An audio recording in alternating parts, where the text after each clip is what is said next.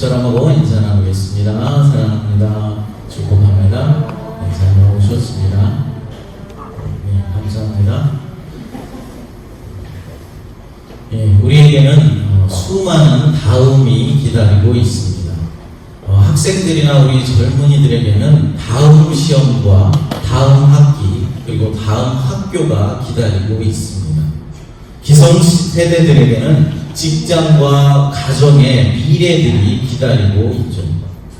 직장에서 일을 하면서 내년에는 좀 승진할 수 있을까, 월급을 좀 더 많이 받을 수 있을까라고 기대도 하고, 우리 가정은 더 행복한 가정을 이루어갈 수 있을까라면서 미래에 대한 생각과 고민들을 다들 해보셨을 것입니다.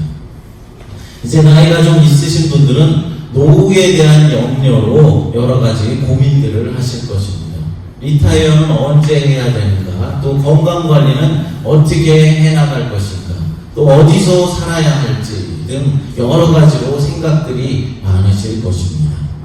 또한 요즘에 많은 사람들이 다음을 걱정하는 것은 4차 산업사회로 전환해서의 어떻게 우리가 그 새로운 시대에 살아남을 수 있을 것인가에 대한 고민을 하는 사람도 많이 있는 것 같습니다. 여러분, 4차 산업혁명이 무엇입니까? 4차 산업혁명은 디지털 혁명에 기반하여서 물리적 공간과 디지털적 공간과 또 생물학적 공간의 경계가 희석되는 기술 융합의 시대로 정의하고 있습니다. 사실 전문가가 아니고는 이 용어 자체도 너무나 생소하고 이해하기 힘들기 때문에 우리가 이런 상태에서 새로운 시대가 지금 밀려오고 있는데 이 시대를 맞이하고 여기에 적응해 나간다는 것이 사실은 고민이 될 것입니다. 셀폰 하나도 기능을 잘 몰라서 우리가 자녀들에게 물어보아야 하는 그런 입장에서 4차 산업혁명이라는 것은 사실 우리에게 잘 와닿지 않는 것입니다. 또 하나, 요즘 정말로 많은 사람들이 걱정하고 고민하고 생각하는 것은 무엇입니까? 바로 코로나 팬데믹 이후의 우리의 삶에 대한 고민일 것입니다. 언젠가는 이 코로나가 종식될 날이 올 것입니다.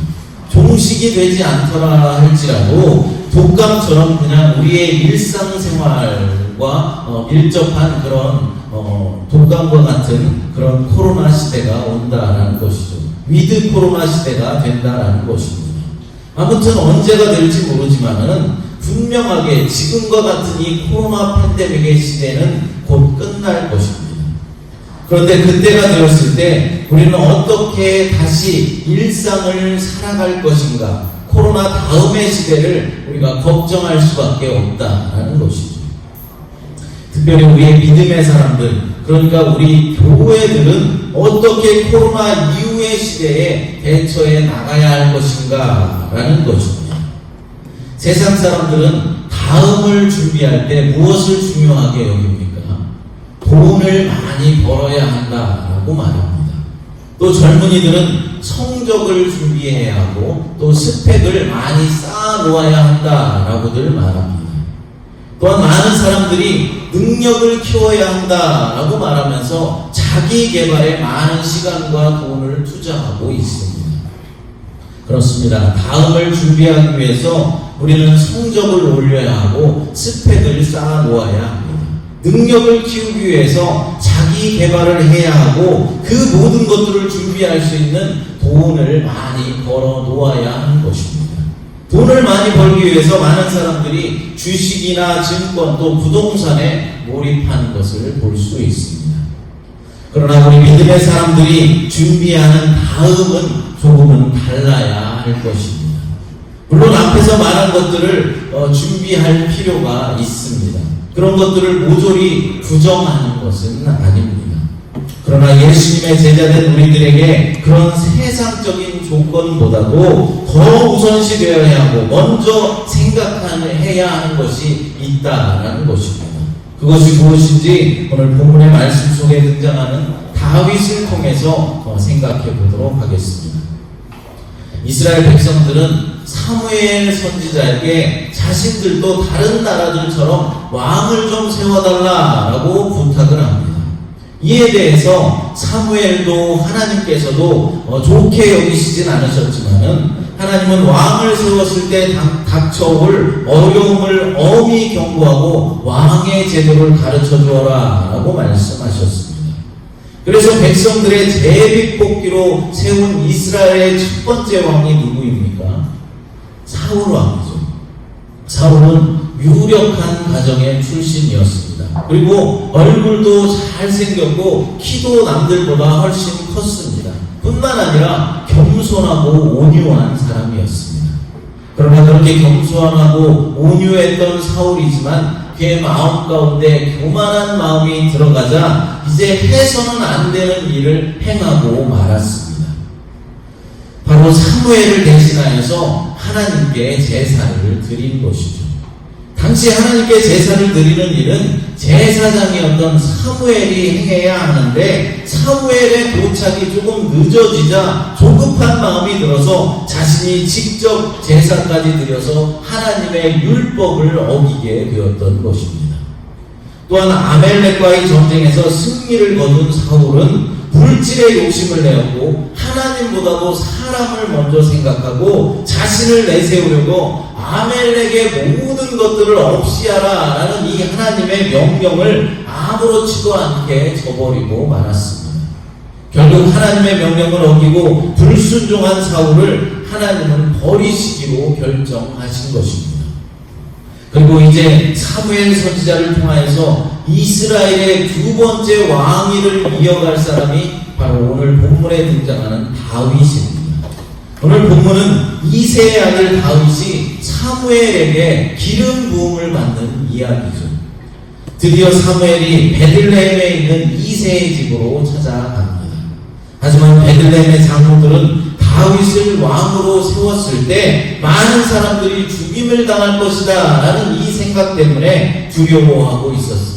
왜 두려워했겠습니까? 이미 사울 왕이 있는데 또 왕을 다윗이라는 왕을 세우면은 자신들의 마을에 해가 있고 자신들이 죽임을 당할 것까 봐서 두려움에 떨고 있었다라는 것입니다. 두려워하고 있는 장로들에게 사무엘은 자신은 하나님께 제사를 드리러 왔다라고 말하면서 그들을 안심시킵니다. 이제 제사가 시작되었고 이새의 큰아들 엘리압이 먼저 들어옵니다. 사무엘은 엘리압을 보자마자 어떻게 합니까? 그의 외모에 반하여서 과연 여호와의 기름 부으실 자가 그 앞에 있도다 하면서 감탄하였습니다. 본문 6절 말씀을 읽어보겠습니다. 그들이 오매 사무엘이 엘리압을 보고 마음에 이르기를 여호와의 기름 부으실 자가 과연 주님 앞에 있도다 하였더니 아멘. 엘리압의 이 압도적인 용모는 사울 왕을 연상시킵니다. 엘리압이 얼굴이 정말로 잘생겼던 것 같습니다. 사무엘상 10장 23절 말씀을 읽어보겠습니다.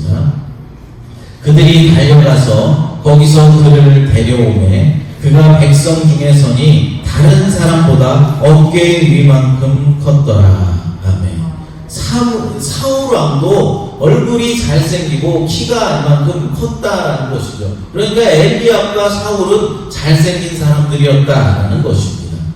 사무엘은 이미 사울을 통해서 사람의 겉모습이 얼마나 판단력을 흐릴 수 있는가에 대해서 경험했을 텐데도 엘리압의 모습을 보자마자 왕 같은 자다 하면서 흥분을 하고 있는 것입니다. 사무엘은 아직도 사람의 외모에는 별 의미가 없다는 사실을 깨닫지 못한 것입니다. 대부분의 사람들이 사람을 대하고 사람을 평가할 때 어떤 것을 중요하게 여깁니까? 첫 인상을 중요하게 여기죠. 그래서 얼굴이 좀 잘생기고 인상이 좋고 예쁘게 생기면은 어느 정도 먹고 들어가는 것입니다. 그런데 그 좋은 인상의 사람이 끝까지 실망을 시키지 않고 신의를 저버리지 않고 일도 잘한다면은 금상첨화가 되겠지만은 많은 경우 첫 인상과는 다르게 실망을 안겨줄 때가 많이 있다라는 것입니다. 물론 여기서 우리가 오해하지 말아야 할 것은 좋은 인상의 사람이라고 해서 무조건 하나님의 마음에 합한 사람이 아니다라는 그런 선입견도 우리는 갖지 말아야 할 것입니다. 얼굴이 잘생기고 예쁘면서 하나님 앞에서 신실하다면 더할 나위가 없을 것입니다. 어쨌든 우리는 사람을 볼 때 겉모습으로 판단하지 말고 겉모습만 가지고서 그 사람을 평가하지 말아야 한다라는 것입니다. 얼굴이 잘생겼든 못생겼든 그 사람의 마음 중심이 중요하다라는 사실입니다. 특별히 교회에서 어떤 일을 결정하거나 직분자를 세울 때 하나님의 말씀보다는 외형적인 기준이나 조건을 보고 판단해서는 안 된다라는 것이죠.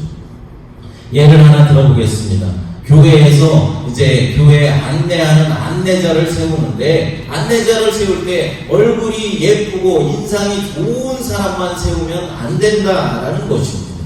장로를 피택하고 장로를 세울 때도 그 조건이 재력에 있거나 뭐 사회적인 위치에 있거나 이래서는 안 된다라는 것이죠. 교사를 세울 때도 마찬가지입니다. 주일학교 교사를 세울 때 무조건 젊은 사람이어야 한다라는 그런 생각들은 하나님의 뜻이 아니라는 것입니다. 이러한 모습들은 사무엘이 이새의 집에 가서 엘리압을 보고 만족했던 그런 모습과 같은 것입니다. 사람의 중심을 보지 않고 외적인 조건만 보고 사람을 세우는 것은 하나님의 뜻과는 거리가 먼 것입니다. 그러므로 우리 교회는 하나님이 중심을 보시는 분이다 라는 사실을 잊지 말고 성경을 기준으로 삼아서 사람을 판단하고 사람을 세우고 행동해야 할 것입니다. 본문 7절 말씀을 읽어보겠습니다. 여호와께서 사무엘에게 이르시되 그의 용모와 키를 보지 말라. 내가 이미 그를 버렸노라. 내가 보는 것은 사람과 같지 아니하니 사람은 외모를 보거니와 나 여호와는 중심을 보느니라 하시더라. 아멘. 하나님은 엘리압을 보고 그가 아니다 라고 말씀하십니다.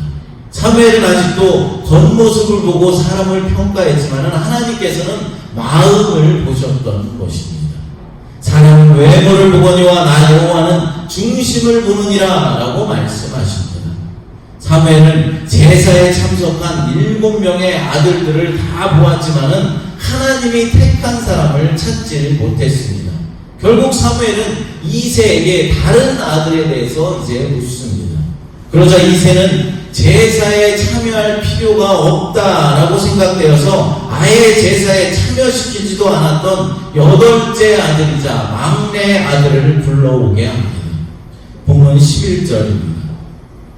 또 사무엘이 이새에게 이르되 내 아들들이 다 여기 있느냐? 이새가 이르되 아직 막내가 남았는데 그는 양을 지키나이다. 사무엘이 이새에게 이르되 사람을 보내어 그를 데려오라. 그가 여기까지 오기까지는 우리가 식사자리에 앉지 아니하겠노라. 아멘.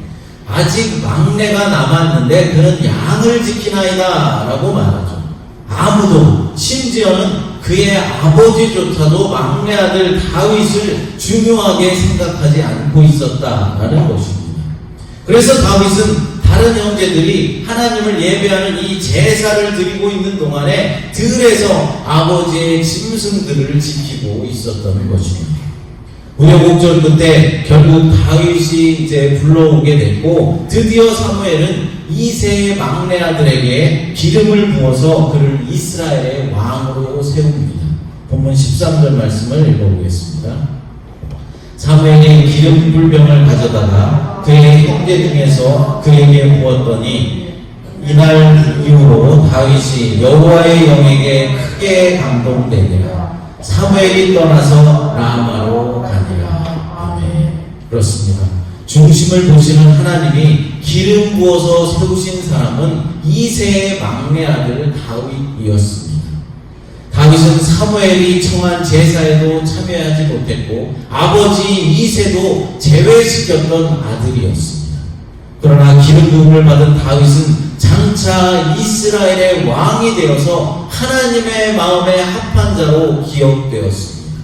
이것이 바로 하나님께서 교회를 이끌어 나가시는 방법이다라는 것입니다. 비록 사람들의 눈에는 부족한 사람 일이 잘 안 될 것 같고 현실과 동떨어져 있는 목표처럼 여겨질지라도 하나님의 뜻에 순종하여 나갈 때 하나님께서 일하신다라는 사실입니다. 우리의 눈에 부족해 보이는 것은 아무런 문제가 되지 않습니다.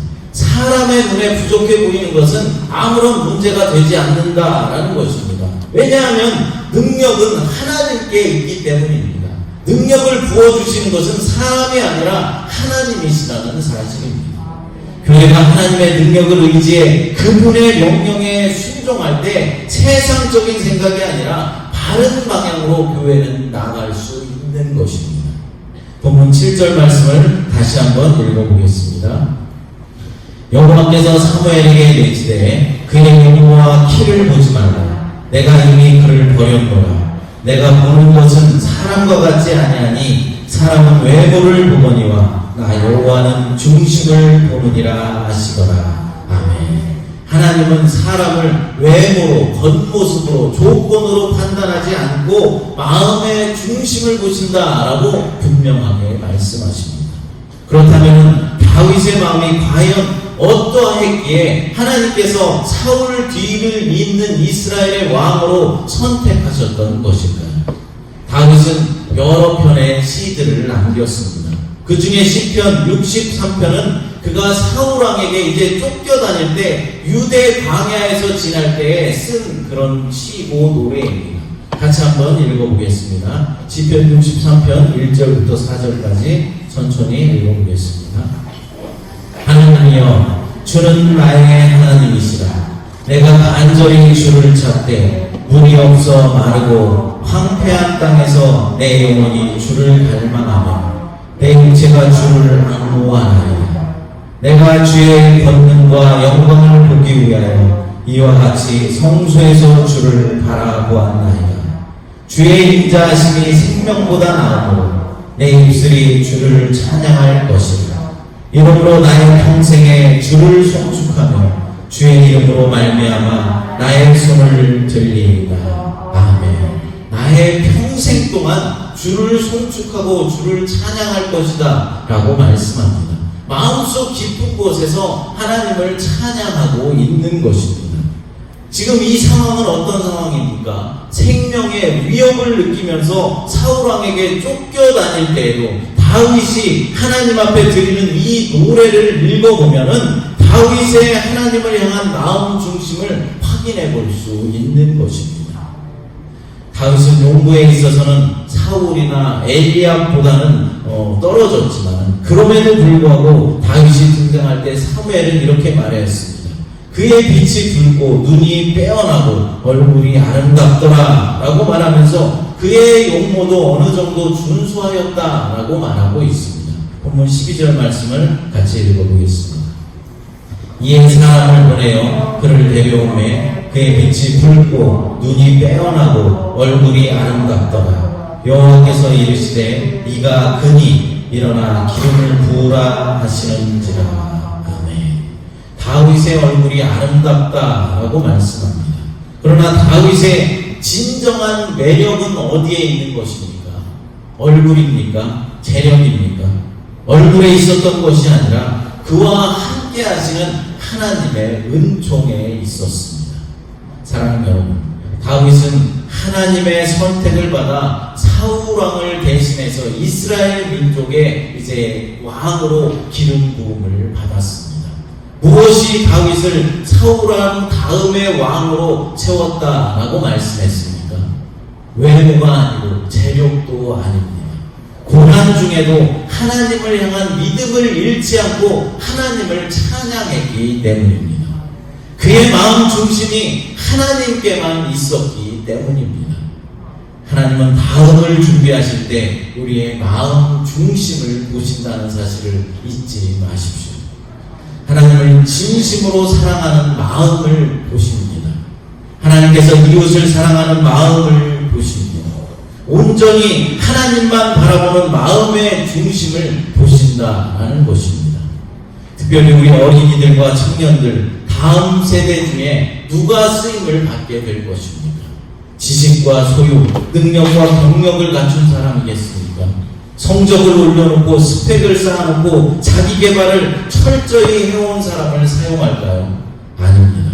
하나님께 쓰임받게 될 다음 세대는 하나님만을 사랑하는 그 마음을 가진 사람입니다. 하나님처럼 다른 사람을 사랑하는 마음이 있는 사람입니다. 하나님과 같은 마음이 준비된 자가 쓰임받을 수 있다는 것입니다. 사랑하는 성도 여러분, 코로나 팬데믹 이후에 어떤 교회가 하나님께 크게 쓰임을 받게 될까요? 화려하고 기술적으로 다양한 온라인 콘텐츠가 준비된 교회일까요? 아닙니다. 하나님의 마음을 품은 교회가 쓰임받게 될 것입니다. 이웃을 사랑함으로 하나님께 사랑을 고백하는 교회가 쓰임받게 된다는 것입니다. 우리 새마음교회가 하나님의 마음을 품어서 하나님께 쓰임받는 교회가 되었으면 좋겠습니다. 공부를 못해도 괜찮습니다. 지혜가 좀 부족해도 괜찮습니다. 외모가 뛰어나지 않아도 괜찮습니다. 건강이 좀 연약하여도 상관이 없습니다. 높고 큰 자리에 있지 않아도 상관없습니다. 가진 것이 없어도 능력이 없어도 하나님을 향한 온전한 마음만 준비되어 있다면 하나님께서 여러분들을 사용하여 주시고 우리 교회를 쓰실 것입니다. 부족한 것은 하나님께서 가르치시고 또 채워주실 것입니다. 다윗도 내세울 것 하나 없는 아버지 이새의 관심밖에 있던 8째 막내 아들이었지만 하나님의 제사에도 참여하지 못하고 양이나 치는 목동에 불과했지만은 사울왕을 대신하는 이스라엘의 왕으로 기름 부음을 받았습니다. 뿐만 아니라 이스라엘 사람들이 가장 존경하는 왕으로 지금까지도 존경받고 있고 하나님께서도 내 마음에 합한 자다라고 칭찬해 주셨습니다. 저와 여러분들도 우리 새마음교회도 겉으로 보여지는 부분에서는 초라해 보이고 부족해 보이는 부분이 있다라고 할지라도 우리의 마음 중심이 온전히 하나님께만 있고 날마다 하나님을 의지하고 신뢰하는 삶을 살아갈 수 있다면 하나님은 반드시 우리를 축복해 주시고 우리 새마음교회를 쓰시고 성장시켜 주실 것입니다. 사랑하는 여러분, 하나님과 같은 마음은 하나님의 다음 그림을 선명하게 그려내는 물감입니다. 저와 여러분 모두가 우리 새마음교회가 하나님의 다음을 선명하게 그려내는 물감들이 되었으면 좋겠습니다. 이 시간 함께 찬양 드리고 기도하도록 하겠습니다. 전능하신 나의 주 하나님을 찬양 드리겠습니다. 아버지 하나님 감사합니다.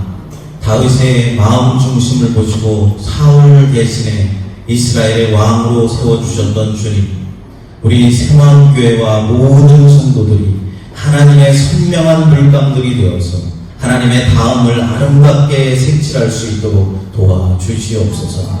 코로나 팬데믹 이후에 우리 교회가 주님께 놀랍게 사용되도록 우리 마음이 주님을 향할 수 있도록 날마다 준비되어 갈 수 있도록 하나님 역사해 주시옵소서. 우리 교회의 간절한 소망과 우리 성도들의 간절한 소망들을 주님께서 아시오니 하나님 주님의 뜻 안에서 선히 인도하여 주시옵소서. 거룩하신 예수님의 이름으로 기도드리옵나이다.